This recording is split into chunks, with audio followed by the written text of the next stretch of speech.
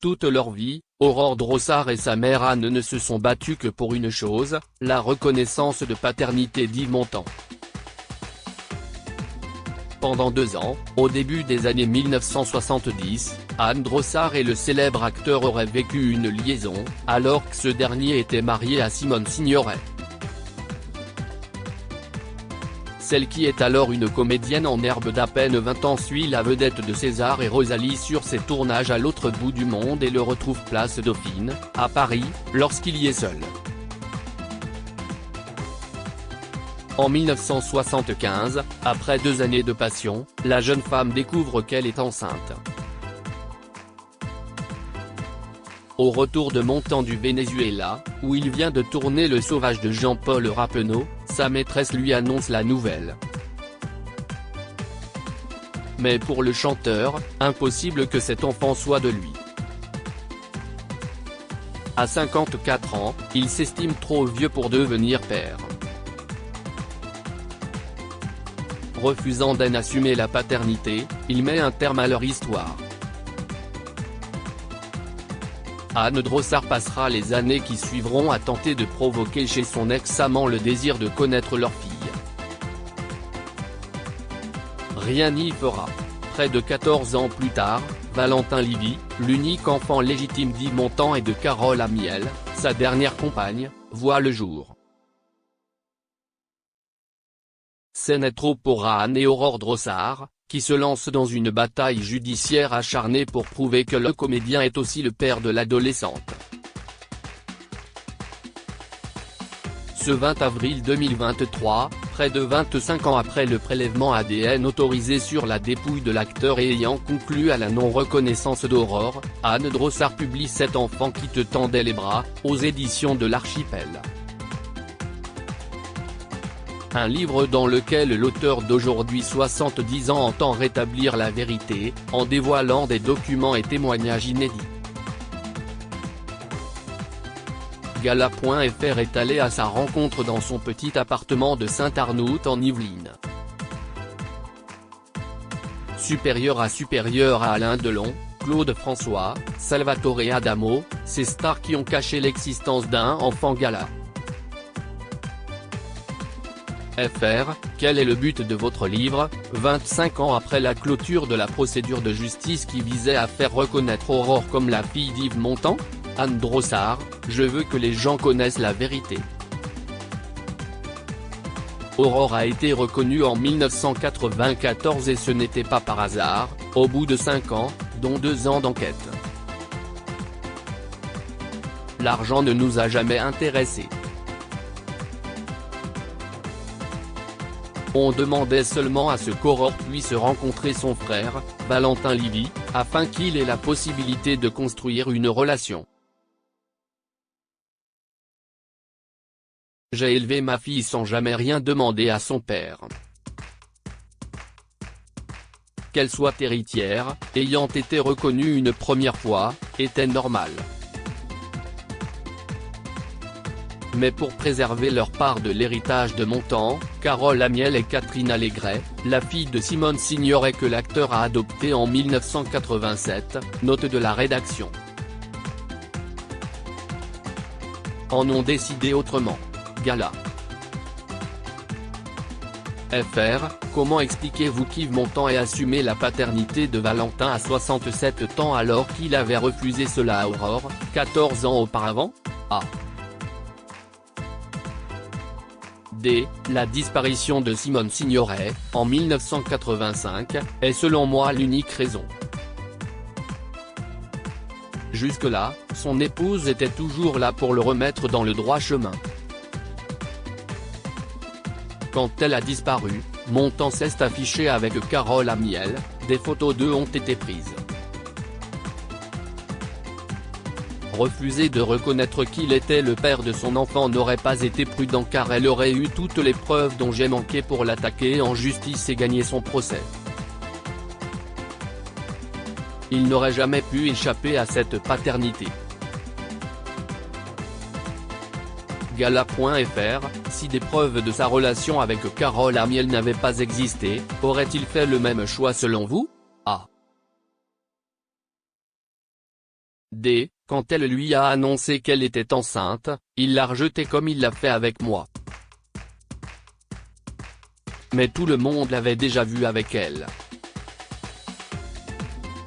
Du temps de Simone, cela n'aurait pas été possible. Il était piégé. Carole Amiel a bien joué son coup. Emmanuel Bonini, qui signe la préface du livre, note de la rédaction. A intitulé l'un des chapitres de son livre Le véritable Yves Montand, édition Pygmalion, 2021, un accident est vite arrivé. Il y raconte le jour où Carole Amiel, enceinte de Valentin, a amené Montand à la mairie de Nice pour faire reconnaître leur enfant avant même qu'il ne naisse. Gala.fr, pourquoi n'avoir pas poursuivi Montand dès la naissance de votre fille, en 1975 ? Vous aviez 2 ans pour faire une demande de reconnaissance de paternité. A. D. Je voulais que cela se fasse de manière spontanée. Je cherchais à ce qu'une vraie relation père-fille se crée naturellement entre Montand et Aurore. Mon but n'a jamais été d'obtenir son argent. Je ne lui ai jamais demandé un centime. Gala.fr, au début de votre livre, on comprend que vous êtes une grande solitaire, qui n'a jamais pu compter que sur elle-même. Votre père, décédé 1 an après la naissance d'Aurore, semble avoir été la seule personne à s'être souciée de vous après votre accouchement. A. D. C'était le seul à se préoccuper de moi, oui, et j'avais besoin de lui. Lorsqu'Aurore est née, j'ai développé un instinct maternel quasi animal. J'étais comme une louve, extrêmement protectrice de mon enfant. Cela ne laissait pas beaucoup de place aux autres. Gala.fr, mère à 22 ans, vous avez dû abandonner vos rêves de devenir actrice. A. D. Il était évident que je devais faire une croix sur ma carrière de comédienne, qui avait pourtant bien démarré. À moins d'être connue ou d'accepter de délaisser ses enfants, il semblait impossible de continuer dans cette voie. Marion Game, qui était une bonne amie à moi, n'a jamais été proche de ses enfants parce qu'elle travaillait beaucoup.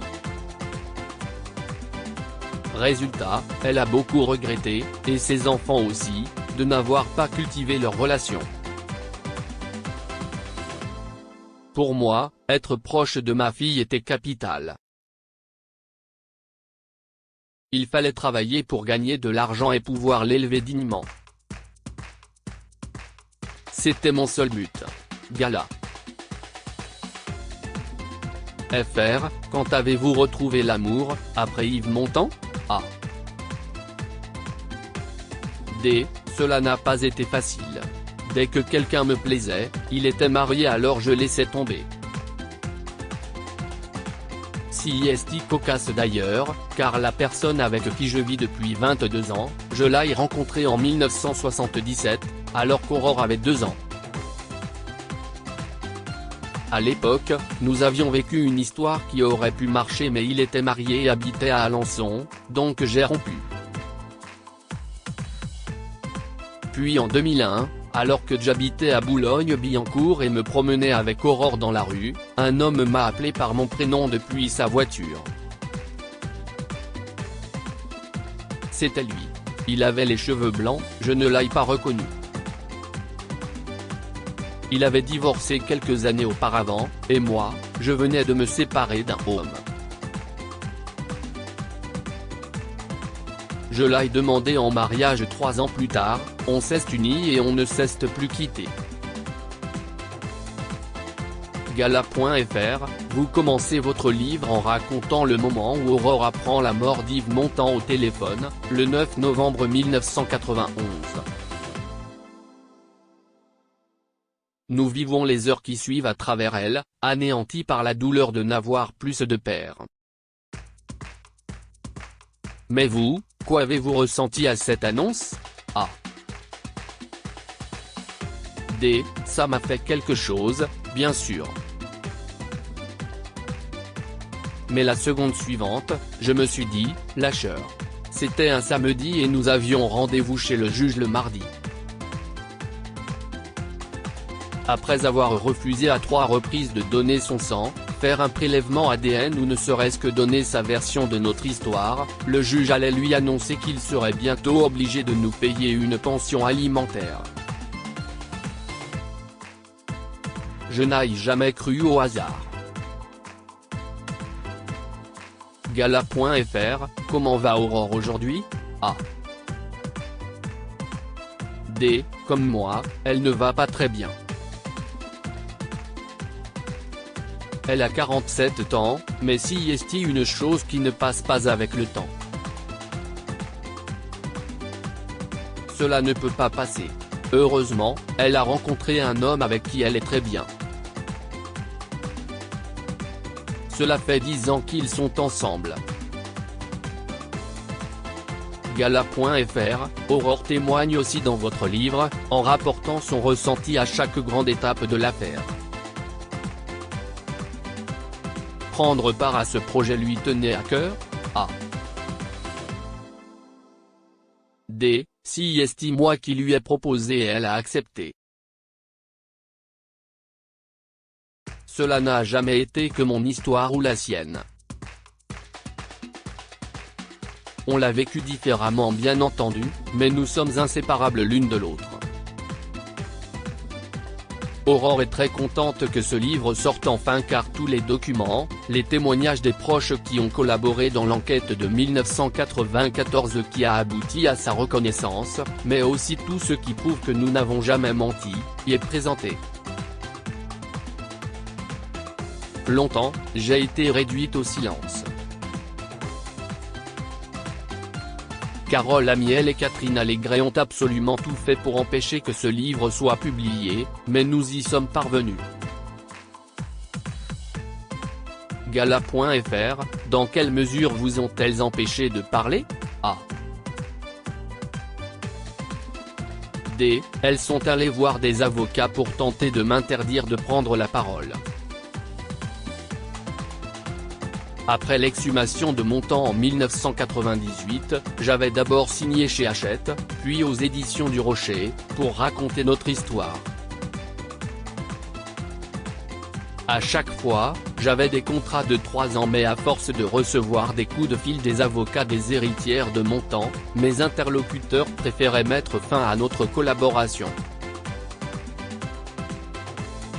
On leur racontait que j'étais folle, alors j'ai jeté l'éponge pendant un moment. Si est le livre d'Emmanuel Bonini, le véritable Yves Montand, qui m'a redonné le courage nécessaire pour reprendre ce projet et dévoiler ma vérité. Gala.fr, vous semblez vous souvenir de chacune de vos rencontres avec Yves Montand comme si c'était hier. Vous racontez notamment la première fois où il a fait la connaissance d'Aurore, par hasard, un jour de 1976 à Rome. A.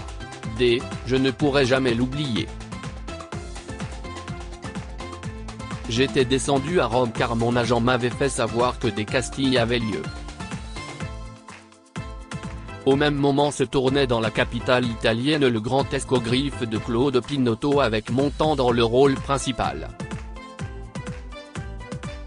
J'en ai donc profité pour réserver une chambre à l'hôtel de la ville car je savais que les acteurs et les équipes de film y séjournaient régulièrement. Je me suis dit que j'avais peut-être une chance d'y croiser Montand. Accompagné d'Aurore, j'ai pris un café avec Raymond Pellegrin, qui le connaissait bien. Il a fini par arriver et il s'est installé à notre table comme s'il ne m'avait jamais vu, en demandant à Pellegrin de lui présenter sa copine. Alors j'en ai profité pour lui présenter Aurore. J'ai toujours rêvé d'avoir une fille, m'avait-il alors répondu avec un grand sourire. Gala.fr, vous aviez dû prendre cette phrase pour un signe qu'il y avait de l'espoir. Ah. D, évidemment, même si je trouvais cela culotté.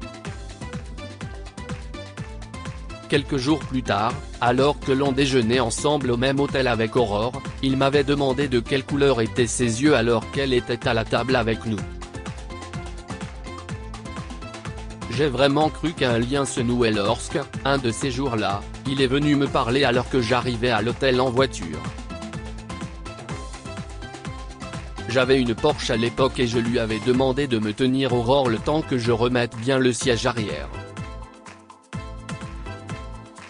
Quand j'ai voulu la reprendre, il la tenait dans ses bras et avait un regard très particulier. On sentait qu'il se passait quelque chose. Alors j'ai continué à attendre au cas où il se déciderait de lui-même à passer du temps avec sa fille.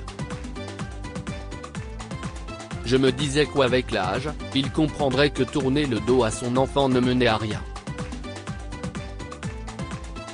Je ne lui demandais que deux choses, la voir de temps en temps et être gentil avec elle. Gala.fr, pendant les 2 ans de votre liaison, vous considériez-vous en couple avec Yves Montand? Vous écrivez que vous étiez folle de lui mais que vous ne vous seriez jamais imaginé vivre avec lui pour autant. A. D. Nous étions ensemble, oui. Je suis quelqu'un de très indépendant et très vite, j'ai pris conscience qu'il ne me traitait pas correctement. Mais j'étais trop amoureuse au tout début, quand il faisait encore attention à moi, pour le voir. Il suffisait qu'il m'appelle pour que saute dans un taxi et vienne le retrouver. Mais pendant notre relation, je n'imaginais pas une seconde qu'il sautait sur toutes les femmes qui lui plaisaient. Il me parlait pourtant de ses dernières conquêtes. Alors que nous étions ensemble à Saint-Paul-de-Vence, il m'avait raconté avoir dragué des femmes dans une boîte de nuit. Et la première fois qu'il a rencontré Aurore à Rome, il m'avait glissé à l'oreille qu'il avait fait venir une femme de Paris pour lui tenir compagnie pendant une semaine. Gala.fr, Aurore naît en 1975 mais vous n'attaquez Yves Montand en justice qu'en 1989. Quel a été l'élément déclencheur de cette décision cruciale? A. D. Quand Aurore est tombée sur la couverture de Paris Match du 12 janvier 1989, annonçant la naissance de Valentin avec écrit Montand présente son fils, elle m'a dit que ce n'était pas possible. Et elle avait raison. Il fallait que je trouve le meilleur avocat. J'avais de l'argent donc j'ai choisi Jacques Vergès. Il m'avait prévenu qu'au vu de la célébrité de Montand, la procédure durerait entre 3 et 5 ans car il se défendrait. Et effectivement, en première instance, il n'a jamais accepté de faire un prélèvement sanguin alors que cela aurait levé tous les doutes. À sa 3e convocation, Montand a décidé de m'attaquer au pénal, moi et tous mes témoins, dont le réalisateur Claude Sautet, pour fausses attestations et usages. Pendant 2 ans, je me suis retrouvé face à une juge d'instruction. Gala.fr, la famille d'Yves Montand parle de l'enquête de 1994, aboutissant à la reconnaissance d'Aurore, comme d'une supercherie. A. D. Et pourtant, elle n'a pas été faite à la va-vite. Quand j'ai été attaqué en pénal par Montand, la juge qui s'est occupée de l'affaire avait vraiment confiance en moi. Elle a chargé la brigade financière de faire l'enquête parce qu'il était, selon elle, les seuls à pouvoir démêler le vrai du faux. Ils sont allés à Saint-Paul-de-Vence, où ils ont interrogé toutes les personnes qui étaient encore vivantes et pouvaient confirmer mes dires. Naturellement, ils ont conclu que ma relation avec Montand avait existé et que j'étais bien enceinte à cette période. Gala.fr, en 1998, le corps d'Yves Montand est déterré afin qu'un prélèvement ADN soit effectué pour mettre un point final à cette affaire. Cette décision choque profondément les Français. On a toujours raconté qu'Aurore et moi étions celles qui avaient demandé que Montand soit déterré, mais en réalité, ce sont Catherine Allégret et Carole Amiel qui l'ont autorisé. CIST écrit noir sur blanc dans un compte-rendu de justice. Ma fille et moi n'avons jamais voulu que l'affaire aille aussi loin.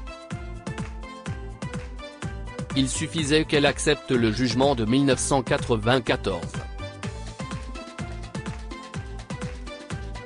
Mais elles ont demandé de nouvelles expertises et ont finalement donné leur accord pour l'exhumation, pendant une audience à laquelle nous étions présentes.